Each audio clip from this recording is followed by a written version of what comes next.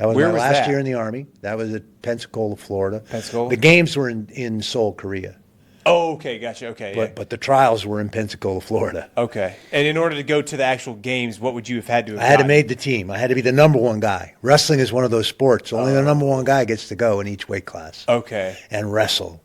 I went as an alternate a couple times. Yeah. I was an alternate on that team, but I didn't go to Seoul. Yeah. 92 and 96, I was an alternate on that team, and I actually went to Spain, and I was in Sydney for the 2000 games as an alternate, too. I was an alternate on 4 Olympic teams.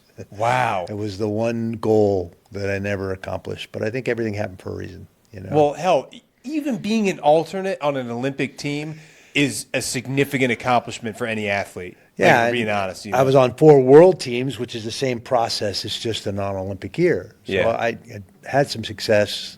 Wrestled in world championships 4 different times. Yeah. I think the best I placed was 9th.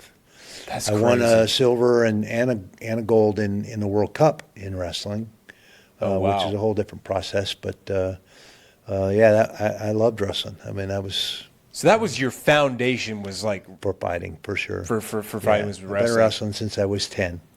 Wow. Yeah, so if you've been wrestling since you're 10, you probably get pretty damn good at it. You know what I mean? Like after You'd practicing. like to think so. Yeah, anyway. you'd like to think so anyway. Yeah, but that's because that's like everybody. One of the things I always see that's like very consistent is, like, for example, when I hear Joe Rogan talking on his podcast about like fighters and like what their background is in. When he's talking about their background, it's like this is kind of what they grew up doing the most. Mm-hmm. Now they can get good at other stuff too, but this is what they do more than that, based on how I interpret it. But and I'm sure that like different things can give people different advantages against different opponents that specialize in different things, probably. Because there's kind of really 3 facets to MMA. There's the striking engagement. All the different forms of striking: Western boxing, Western kickboxing, Muay Thai, Taekwondo. There's a bunch of different striking styles, karate, and all of the guys come from different backgrounds and assimilate a bunch of that striking tactics and technique into their fighting style. There's the ground fighting, which we know is judo, jiu-jitsu, and wrestling. Wrestling connects those 2 realms in that transition, the ability to move from here to there and take that guy down.